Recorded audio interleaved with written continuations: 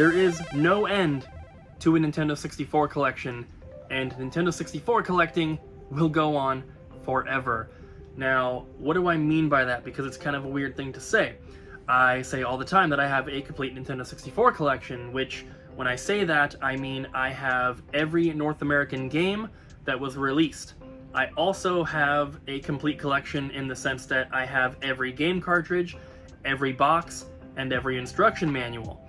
But, for me personally, that is not a complete collection, because there is so much more to collect when it comes to this library and to this console. Nintendo 64 is the console that I am most nostalgic for. It is my favorite retro console, and my favorite game of all time originated on the 64, and that is Super Mario 64. Best game ever made. So, for me, I love collecting for the Nintendo 64, and personally, my collection will never be complete, because there is always something new to collect. So, now that I have every game, every box, and every manual, what else is there? Well, there are consoles. There are different console versions. There's the fantastic ones. There's different box variants. There's all sorts of stuff like that. I also love collecting all of the different controllers and even the controllers from different regions because the packaging is so different. I have keychains. I have plushies. I have variants. I have not for resale games. I have signs. There's kiosks. There's anything that you can think of. There's figures. There's all this stuff to collect. And I have a pretty big collection, but I don't think that I'm ever actually going to be done, and in my opinion, nobody has a complete Nintendo 64 collection. One thing that I'm currently working on with my Nintendo 64 collection, and you might be able to tell, some of the games I have pulled off the shelf a couple inches here, while other ones are pushed all the way towards the back. So, it is really hard to know exactly what came inside of a Nintendo 64 game when it was originally new.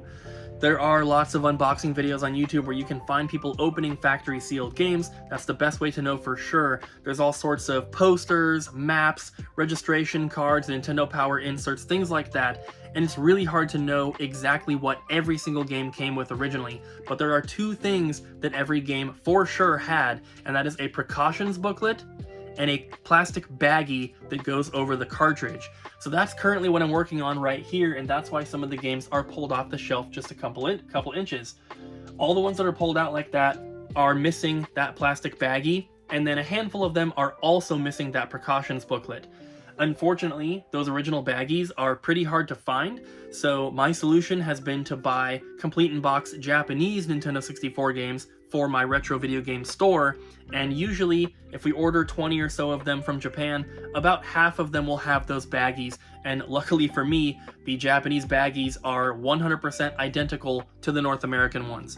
So, it's a little easier to find them that way, but still, it's really, really difficult. The precautions booklets are not too bad. I almost have every single precautions booklet here, but I'm still missing about half of the baggies I need to fully complete my games. I also love collecting all of the different console bundles, and especially all of the controllers. So, I'm not done. There's still plenty to get, but I do have almost every blister pack controller that was released in North America. These are the Fantastic controllers, or the clear colored ones, in addition to the gold one at the end there. The only one I'm missing to have this set complete is Fire Orange. I do have the full North American set of cardboard box controllers. There are also these 4 Australian exclusive ones down here that come in cardboard boxes, when in North America they were in the plastic blister packs.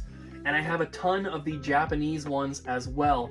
There are so many Japanese ones that I am still missing and I'm on the lookout for, so hopefully one day my controller set will be complete, but there are still so many other things to collect.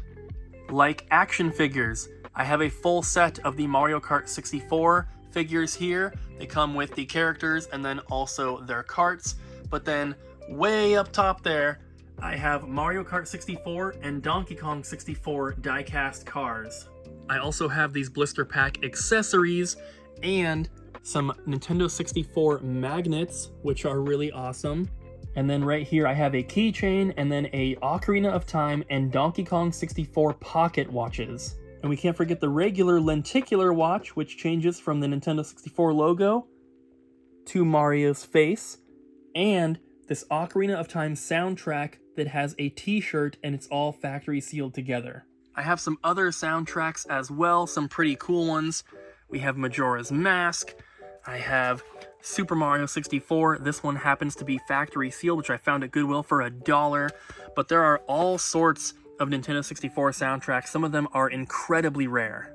We can't forget about the Mario Kart 64 telephone, or the Nintendo Power exclusive Donkey Kong 64 controller, this little Mario Tennis keychain, this Mario Golf ball and tee set, these awesome Nintendo 64 collectible plushies, this Mario Kart 64 pencil case, this little Donkey Kong 64 stress banana, or all the rest of this really cool Nintendo 64 memorabilia, promotional items, not for resale games, plastic cases, and everything else that's out there to collect. In addition to all those really awesome things, there are all the different console bundles that you can collect. We of course have the fantastic like clear colored consoles, but then you have the standard black one, there's the gold one, and then you have different bundles. There's one that originally came with Star Wars Episode 1 Racer, and the box for that looks very different. There are a ton of Japanese exclusive consoles as well. There are some European ones. There are different console bundles that come bundled with different games, or an extra controller, or something special like that. So if you're into collecting hardware, there's tons of options to collect those kind of things.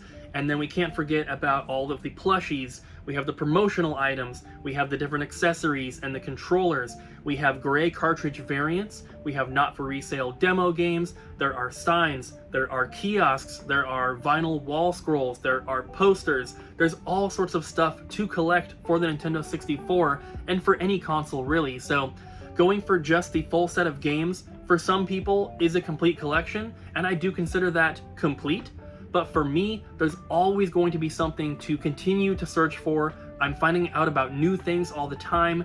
There are different games that come bundled with special items, like there's a copy of Shadow Man that came with sunglasses originally. There's games that come bundled with t-shirts. There's all sorts of different stuff. There's strategy guides, there's promotional items. There's just endless amounts of things to collect for the Nintendo 64. So if you are a big fan like I am, the collecting never stops, and that's why I love it.